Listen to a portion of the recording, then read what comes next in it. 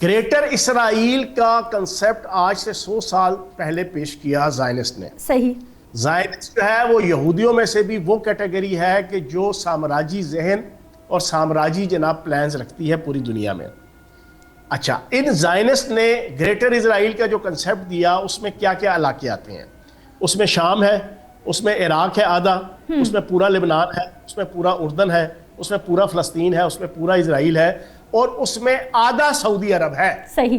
जो आपका शाम और आपके उर्दन के साथ टच करता है, उसमें नजद का और हत्ता के मदीना के भी कुछ एरियाज हैं। अब इस ग्रेटर इजराइल का जो प्लान है उसको मटेरियलाइज करने के लिए आप 100 साल की हिस्ट्री उठा के देख लें, जो जंगे, जो मारा मारी, जो अफरा तफरी आपको नजर आएगी, उसके पीछे ज़ायनिस्ट का पूरा एजेंडा यही होता है कि एंड रिजल्ट हमने ग्रेटर इजराइल बनाना है। सही। अब ये जो मुआहिदा मक्का मुआहिदा हुआ है, ये बुनियादी तौर पर उस ग्रेटर इसराइल के एजेंडे और प्लान के रास्ते की सबसे बड़ी रुकावट, हर्डल, ऑब्स्टिकल है। अब इसराइल को मौत पड़ी हुई है 3 सुपर पावर्स मुसलमानों की।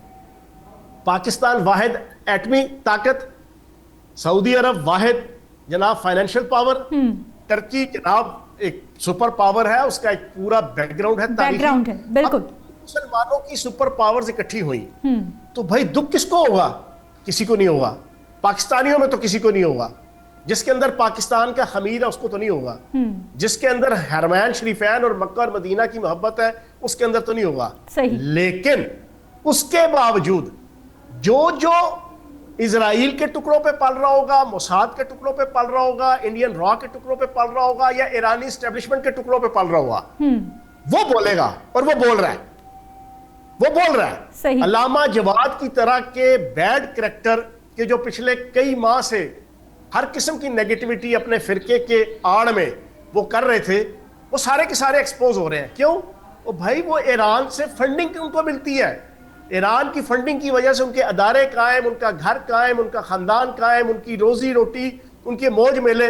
अब ये सारे के सारे लोग कि जो ईरान से पैसा खा रहे थे या फिर जो बाहर की एजेंसियों से, वो इकट्ठे होकर इस मुआहिदे के खिलाफ भौंक रहे हैं। अदरवाइज हर पाकिस्तानी इस मुआहिदे से खुश है।